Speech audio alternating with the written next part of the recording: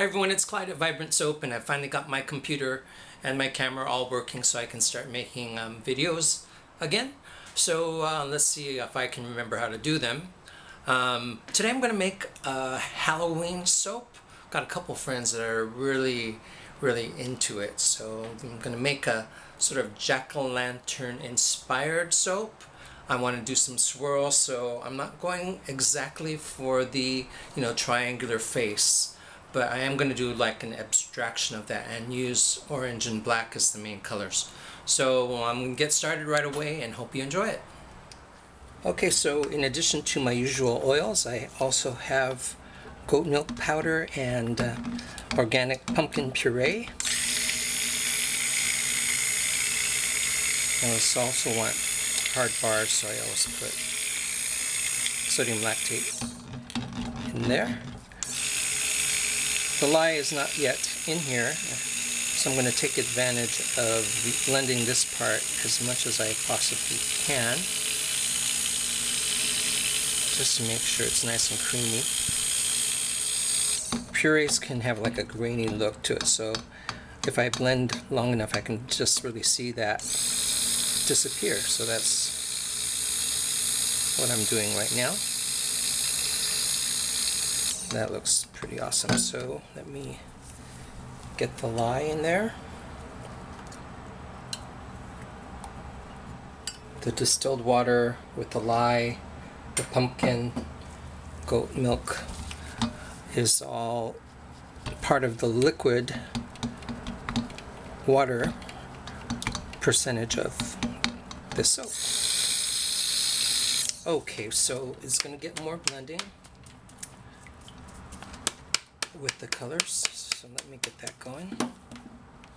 I also don't think that this fragrance is going to accelerate, so I'm going to just get that in there right now.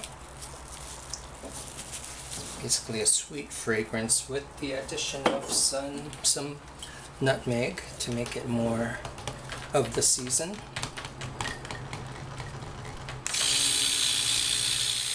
I already know that this is going to gel because of the sugars in the pumpkin and the goat milk powder. That's fine with me. So I am going to have a little bit of red, just a little, just to make the orange part a little interesting. Just a little bit of black, and I can never pour well with this, so I'll clean that up. So let me get the orange mica in there. And really I've been having great luck with just adding the powders to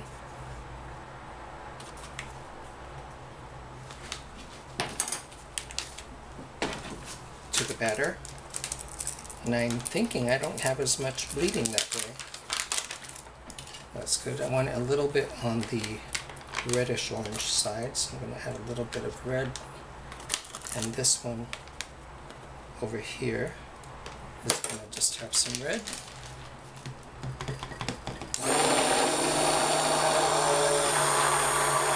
That's a great orange. Kind of what I was hoping for. I'll come back and blend that more because I want that batter to be on the thicker side. I'm going to add a little bit of this red to the orange. Now, not to do an in the pot swirl, but to add some of the color to each. I don't know why that memory card just gave up because I just cleared it. So in went another one.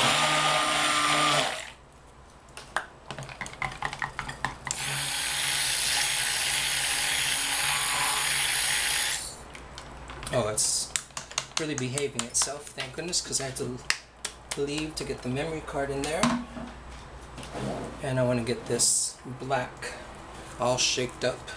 It's already heating up, I can feel it in the bottle.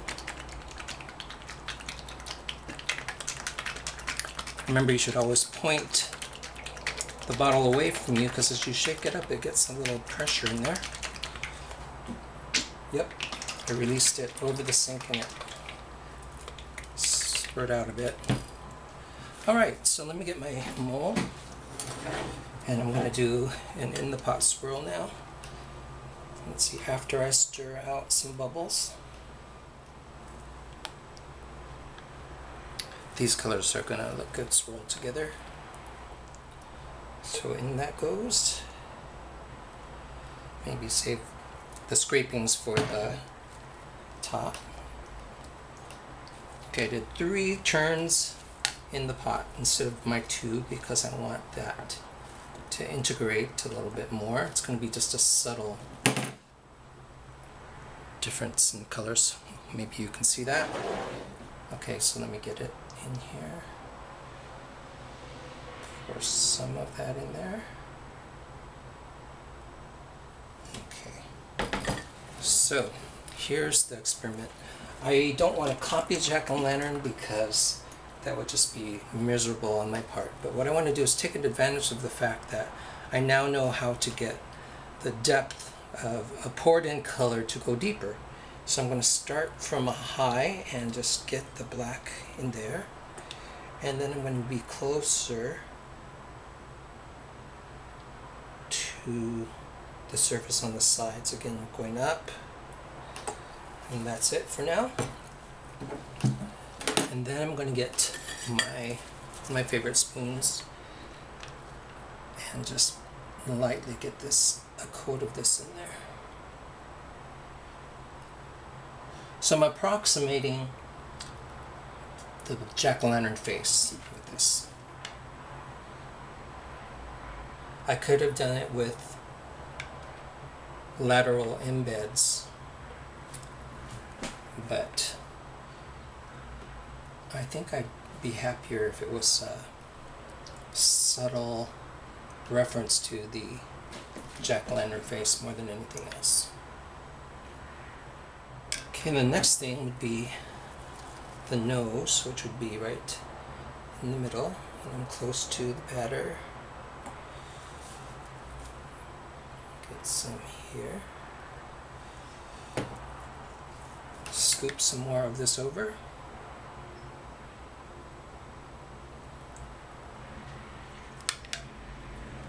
Now you know every time I pour this other batter over it, that black is moving around in there, so I'm going to kind of count on that to add a abstract quality to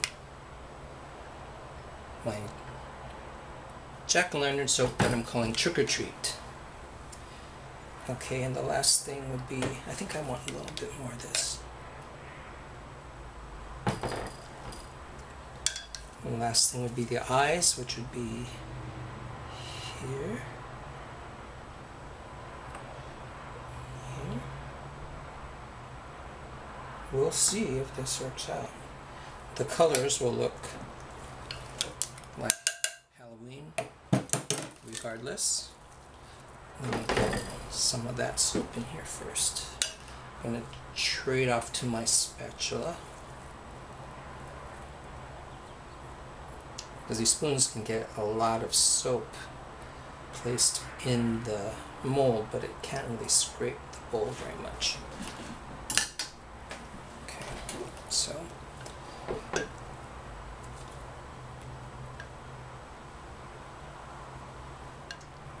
I do clean up my messes generally after the soap's done, because I have to work pretty fast to get things the way I want them. I don't want to be distracted by that. Mix this red in.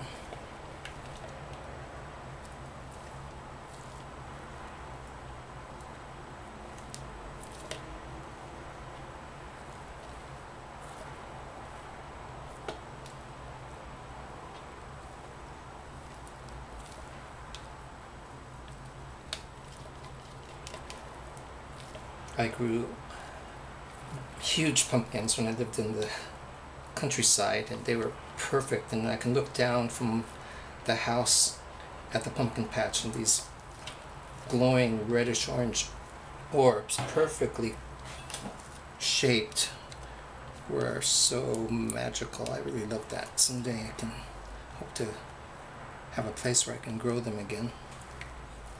Okay, so let me just pour this in. Okay, this is what's gonna make it look a little unusual. I'm gonna do some up and down hanger swirls.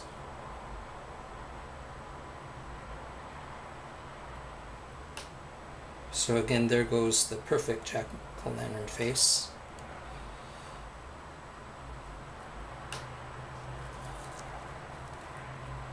But hopefully the black will be in its basic placement where I poured it.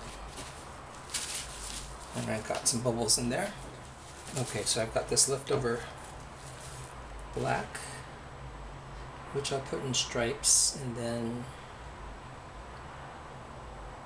do like a sort of like a mantra swirl. That's good.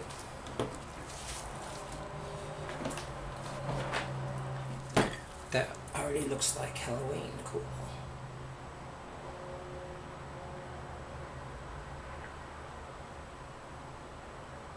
I'm not going very far down when I do this because I don't want to disturb the jack-o'-lantern's face.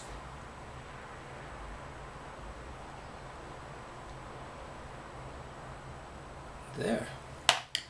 Alright, so this is my soap called Trick or Treat. It's a sweet smelling treat of a soap, and hopefully it has a very abstracted jack-o'-lantern face hidden inside. So we'll see what happens. I'll leave you with that as a cliffhanger until it's cut. So thanks for watching. Again, this is Clyde at Vibrant Soap, and we'll see you later.